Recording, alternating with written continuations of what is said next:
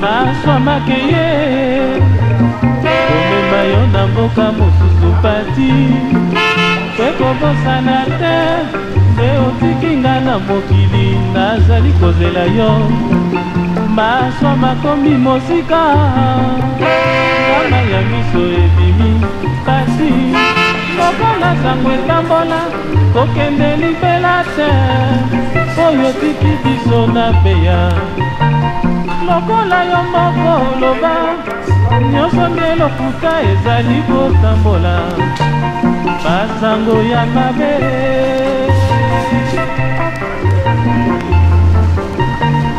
ebi nakomi nde koluka moye po batika koloba tenga na kolimwa yo ebi nakomi na motema po oyeba tenga nalingi yo ebi opekisa bango sango na nga etambola na kolakisa ndenge balingaka maswamakeye nakanisi mibio elimoya bakase natikali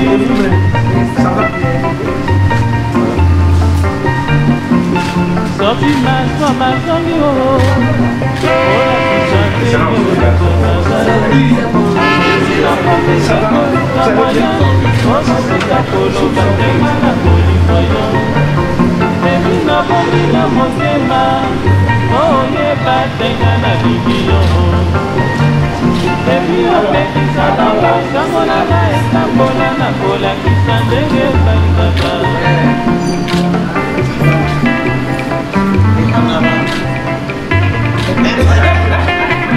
Excellence.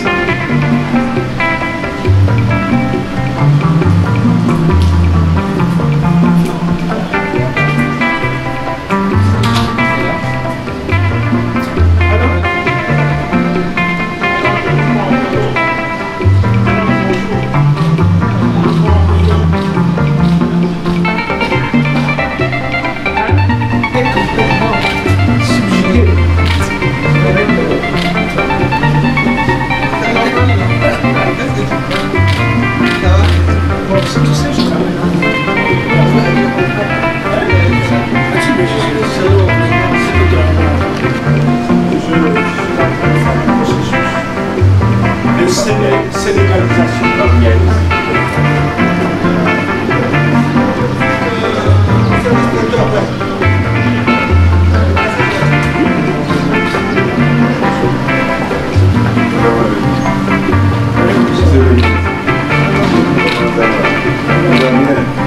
Ça va ici. Première femme qui arrive chez nous. Sur quel genre? C'est la deuxième. Avec nous. J'étais ici. Ah, c'est ça. Ah oui. Ça fait.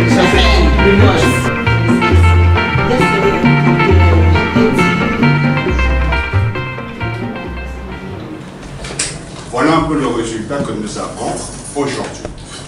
Donc, nous allons vous proposer, en fait, vous présenter le travail qui a été abattu concernant Girafe. Vous avez certes déjà entendu parler de l'application, mais aujourd'hui, vous allez voir, en fait, ce que c'est Girafe. Donc, en résumé, Girafe, c'est tout simplement l'informatisation de tous les services consulaires de l'ambassade. Donc, c'est une plateforme, un peu comme ça se fait en Europe ou aux États-Unis, une plateforme qui permet de gérer des ressortissants. Et grâce à cette plateforme, vous avez désormais les actes consulaires qui seront imprimés automatiquement, mais aussi au niveau de la carte consulaire, nous n'aurons plus les papiers qu'on avait l'habitude de faire. Donc ce sera une carte comme comme la carte d'identité, qui respecte les normes ISO concernant la carte d'identité. Donc voilà la nouvelle carte que désormais les Congolais auront. Je vais vous présenter rapidement la zone administrative concernant Girafe. Donc ça, c'est la partie qui est réservée au personnel de l'ambassade. Donc chaque chaque employé au niveau de l'ambassade aura un code d'accès et des droits sur l'application. Donc là, nous avons les différentes applications concernant Girafe, mais nous avons aussi les statistiques en temps réel de l'état des ressortissants des demandes d'actes consulaires au niveau du Sénégal, mais aussi au niveau de la sous-région. Donc chaque fois que l'ambassadeur ou bien que le personnel de l'ambassade aura besoin de travailler, ils seront obligés de se connecter sur cette interface. Et cette interface permet de prendre des décisions. Donc Girafe, dans la zone administrative, dit, est constitué de plusieurs modules. Donc nous avons un module qui gère tous les Congolais, donc les ressortissants. Nous avons un module qui gère les actes consulaires. Nous avons un autre module qui gère les visas, l'aspect financier, l'immobilisation, les audiences. Donc si vous avez besoin de demander une audience au niveau de l'ambassade, vous pouvez le faire à partir de votre téléphone ou d'une tablette.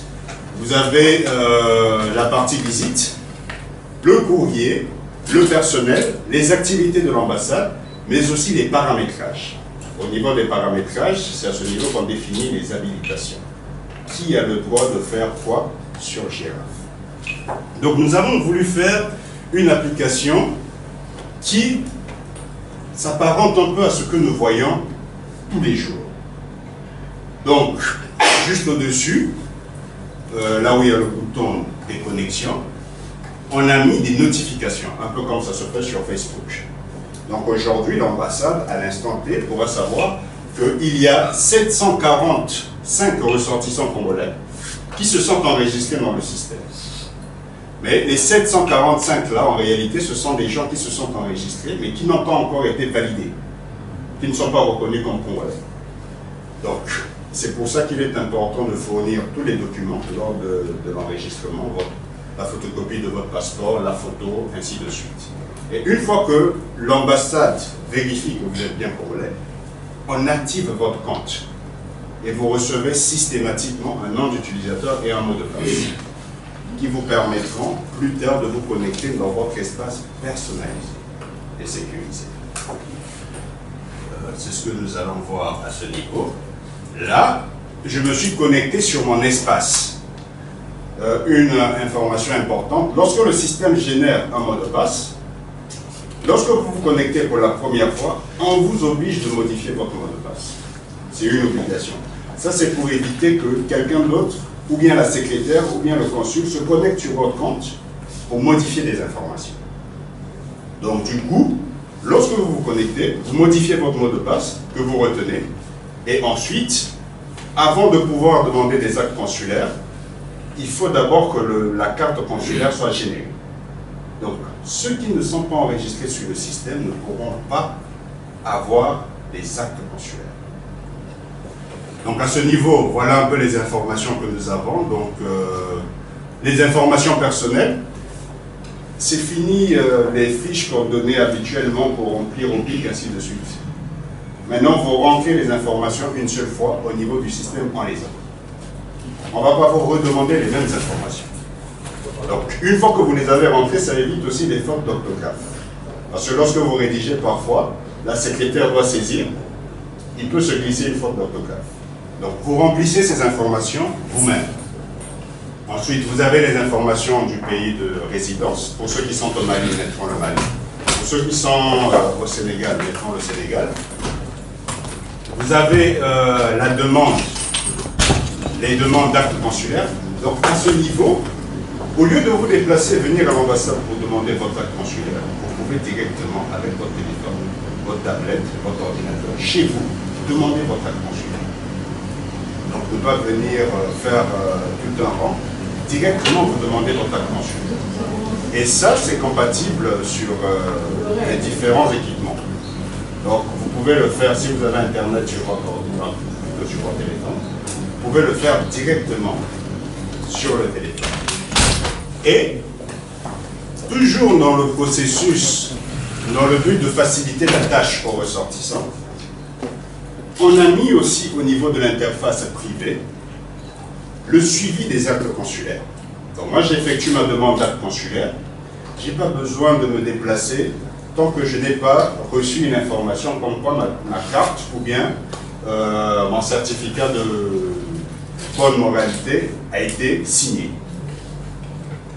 Donc vous pouvez suivre les différentes étapes du traitement de votre acte consulaire. Je suis une maman à la maison, j'ai mes enfants, je n'ai pas le temps de me déplacer à l'ambassade. Avec ça, je peux me connecter, voir quelles sont les différentes étapes.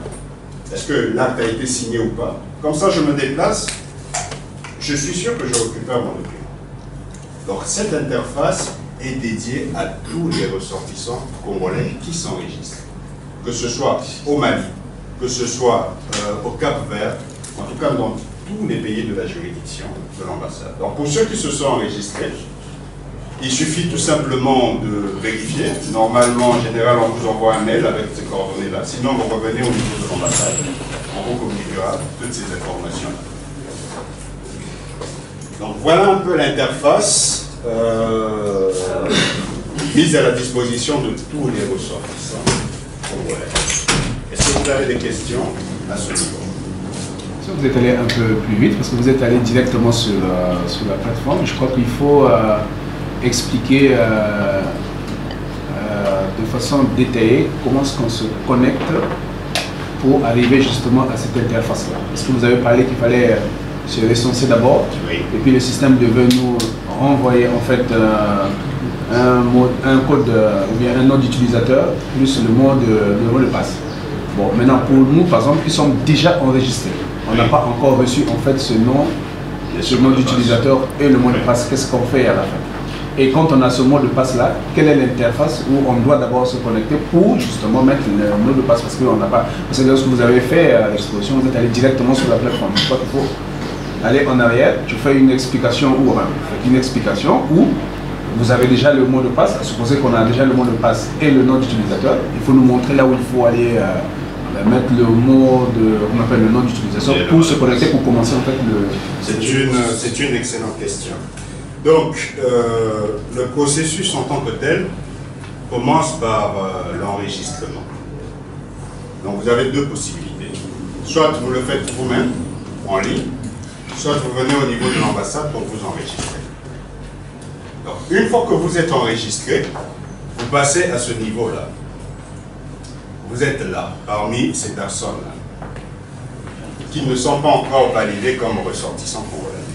Donc si je clique par exemple là, la secrétaire, en réalité, lorsque le système va commencer, du fait qu'il commence, ça commence aujourd'hui, elle devra tous les jours valider, vérifier. Une fois qu'elle arrive dessus, voilà, elle a la liste des ressortissants. Là, par exemple, nous avons des ressortissants qui se sont enregistrés, mais qui n'ont pas encore été validés. Nous voyons que certains ont mis des photos correctes. Là, c'est pas bon. Là aussi, c'est pas bon. Et d'autres n'ont pas mis de photos. Ceux-là, nous ne pourrons pas valider. Et une fois que nous rentrons dans la fiche, le ressortissant, nous avons toutes les informations qu'il a rentrées. Je peux venir là, je vérifie. Et s'il a mis des pièces justificatives, à partir de là, nous aurons toutes les informations concernant ces pièces. Ce ressortissant-là n'a pas mis de pièces. Donc rien ne nous confirme qu'il est congolais. Pas de passeport, pas d'acte de naissance, ainsi de suite. Pour ce ressortissant-là, vu qu'il n'est pas encore validé, il y a une campagne d'information qui va se faire au niveau de l'ambassade. La secrétaire viendra à ce niveau.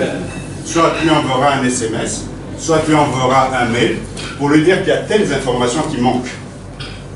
Passer à l'ambassade pour lui poser. Une fois qu'il l'a fait, qu'on a vérifié qu'il est bien congolais, on clique là, valider. Et lorsqu'on valide, le système envoie les instructions. Donc le nom d'utilisateur, le mot de passe et le lien où il faut aller se connecter. Donc toutes ces instructions, vous les avez systématiquement dans votre boîte email. C'est envoyé. Sinon, au cas contraire, ce sera externe. Ce sera girafe en bas Congo index.php/externe. Mais c'est déjà, en fait, vous avez ça automatiquement dans votre boîte email.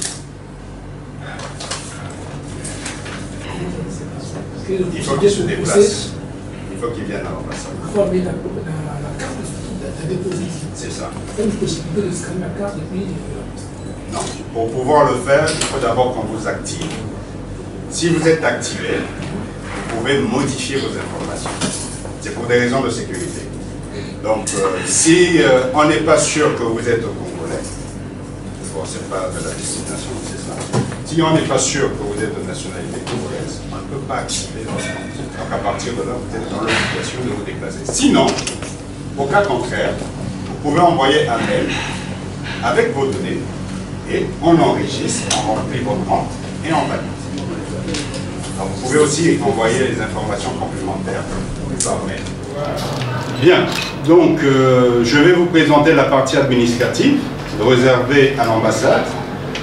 Un peu comme au niveau de l'utilisateur, en fait il faut un nom d'utilisateur. En fait, au niveau du ressortissant, il faut un nom d'utilisateur et puis un mot de passe. Combien de ressortissants congolais il y a au Mali? Combien de ressortissants congolais il y a en Guinée, au Sénégal? Et la répartition par sexe. Là, nous voyons qu'au Sénégal, en fait, pas au Sénégal, mais au niveau de la juridiction, nous avons beaucoup plus d'hommes que de femmes, que de filles. Et nous avons une répartition par pays. Ensuite, une répartition par rapport au type. Donc, si nous regardons, pour un État, lorsqu'on veut voir un peu la diaspora, l'état de la diaspora, se rend compte, lorsqu'on regarde ce camembert, on se rend compte que le Congo envoie d'étudiants à l'extérieur. Énormément d'étudiants à l'extérieur.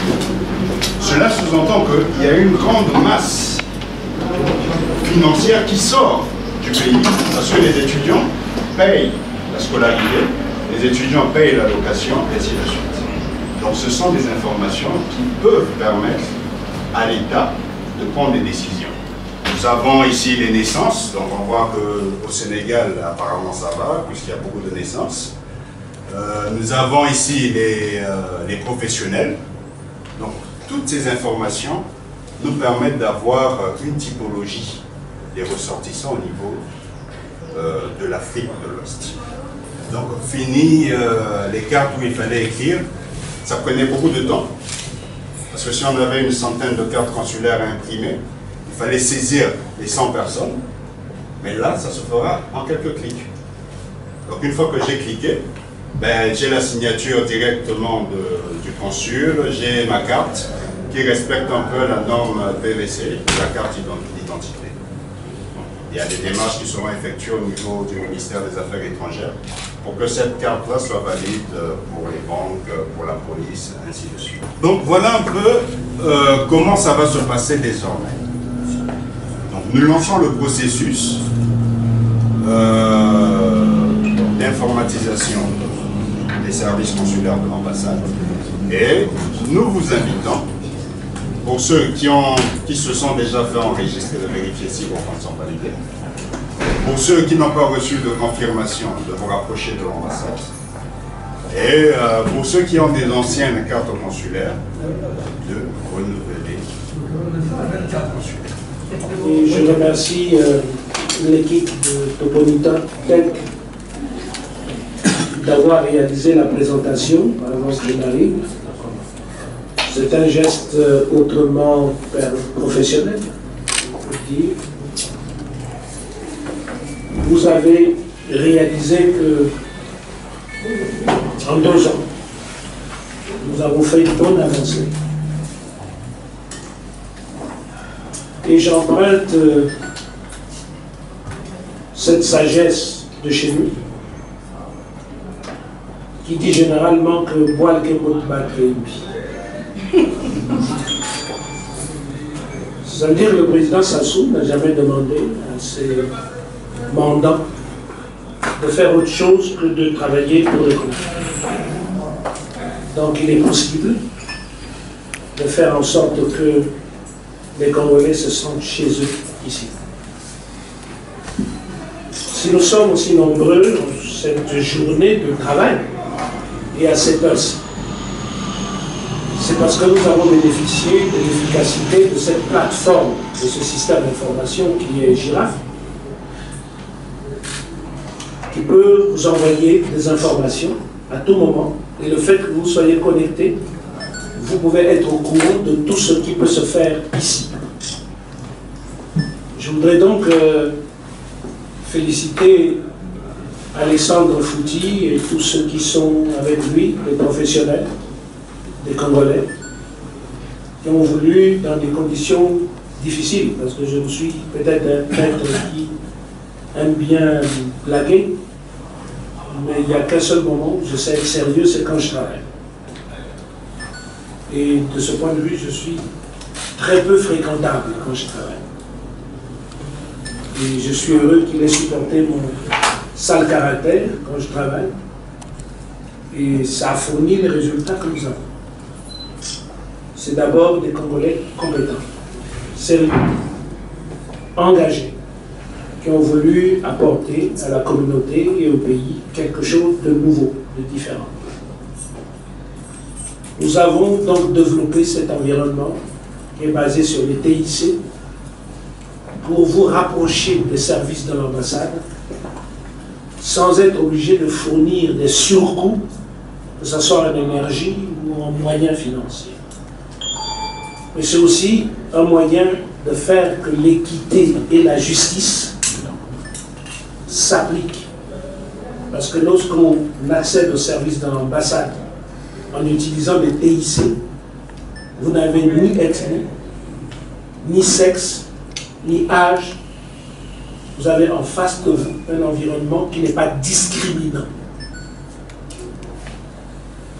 Et c'est ça qui est le plus important. Et je pense que notre pays a besoin de promouvoir cela. Mais cette carte consulaire va vous accompagner dans tout le processus d'accès aux services de l'ambassade. La prochaine version vous permettra d'avoir des documents consulaires sans vous déplacer. Vous irez vous-même demander la pièce. Nous, on va vous l'imprimer en numérique, signé. On vous l'enverra dans votre adresse mail. Vous n'aurez qu'à l'imprimer vous-même et vous aurez le document. Parce que d'abord, le président a l'option de rendre gratuit tout acte administratif. Et deuxièmement, la e-administration autorise aujourd'hui l'utilisation de tels supports. Donc voilà pourquoi c'est un événement important que nous venons de connaître aujourd'hui. Nous en connaîtrons d'autres dans l'agenda de nos activités. Nous aurons quelques activités culturelles. Donc, oui, soyons fiers que nous pouvons faire beaucoup. Maintenant, la DCS a été créée sans étouffer les autres expressions spécifiques, mais j'attends de vous que vous puissiez aussi être proactif, que vous puissiez proposer d'autres choses pour lesquelles la participation, l'action des Congolais se mobilise sans forcément que l'ambassade puisse interagir. Parce que ce qui fera le Congo, ce n'est pas l'ambassade. Ce qui fera toujours le Congo, ce sont les Congolais. Et ce qui fera l'ambassade, c'est la diaspora. C'est le sens même de la diaspora. Voilà, j'ai voulu partager ce message avec vous. Et vous remercier d'être venu chez vous. Et vous prier ensemble dans l'ordre, dans la discipline, de participer à un exercice que nous avons l'habitude de pratiquer, qui est un exercice de mastication. Mâchez beaucoup avant d'avaler. Ça permettra à votre voisin de prendre le morceau qui est à côté. À bientôt. Merci.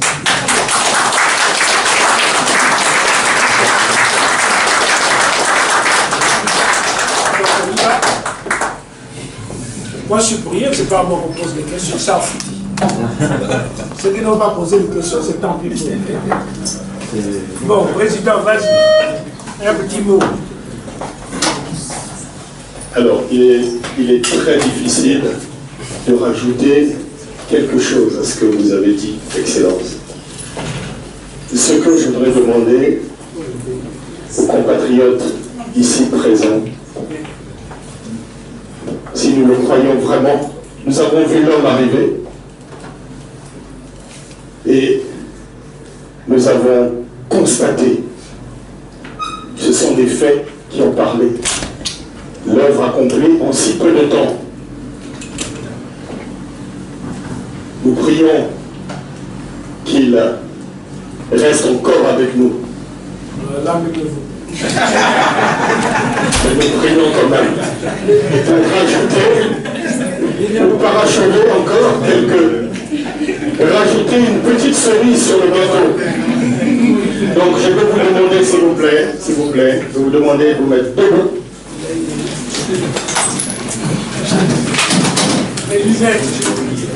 Et nous allons, la meilleure manière de dire merci à chacun d'entre nous, merci à son Excellence, merci également à tout un chacun pour avoir contribué à ce courant de solidarité, de fraternité, pour dire merci à ce Congo qui se lève ici au niveau du Sénégal à travers ces actes. Nous n'avons que notre cher hymne national que nous allons chanter à cœur et à tue-tête et avec ivresse. En ce jour, le soleil se lève et notre Congo resplendit. Une longue nuit s'achève, un grand bonheur a surgi. Chantons tous avec ivresse le chant de la liberté.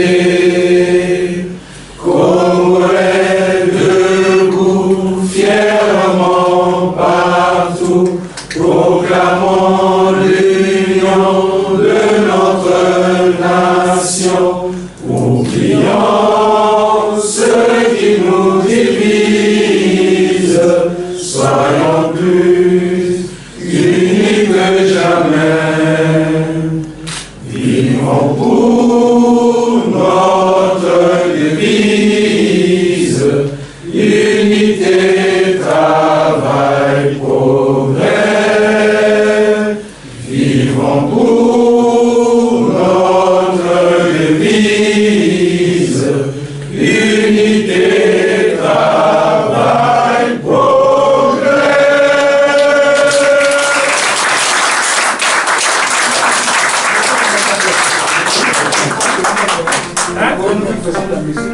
Il y a beaucoup de pièces. Je suis de métier architecte des systèmes d'information, donc ingénieur informaticien. Et dans ce cadre, tout ce que je pourrais apporter de mieux et d'excellent, c'est d'abord ce que je sais faire, qui est mon métier. Même si je remercie ici le président Denis Sassou Nguesso de m'avoir élevé à la fonction de représenter mon pays. Que ce soit au plan institutionnel, dans le cadre de la coopération bilatérale, que lorsqu'il s'agit de porter sur la vie des Congolais dans ce pays, nous avons une grande difficulté, c'est de ne pas être physiquement présent. Nous avons pensé que les technologies de l'information et de la communication apportent une réponse. Je suis Alex Souti, chef de projet informatique au niveau de Topony Technologies, qui est une jeune entreprise qui est spécialisée dans la création des applications web. Voilà, je tenais déjà à remercier le peuple sénégalais, surtout pour la formation que j'ai suivie ici. Tout ceci pour dire qu'il est possible de suivre une formation en Afrique et de pouvoir développer des solutions adaptées aux besoins de nos compatriotes.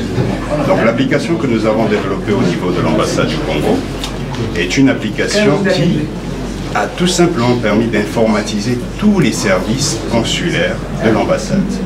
Donc ceci pour faciliter le traitement des actes consulaires, le traitement des cartes consulaires, mais aussi tout simplement dans la gestion des ressortissants congolais.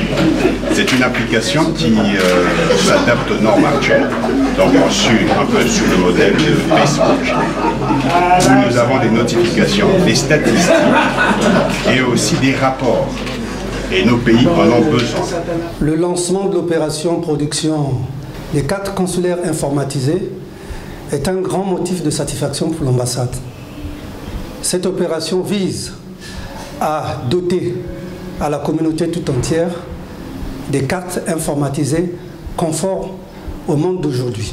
Cette opération donnera également la possibilité à notre structure de produire des statistiques fiables. Grand merci à son Excellence M. Pierre-Michel Ngimbi, ambassadeur du Congo au Sénégal. Merci beaucoup.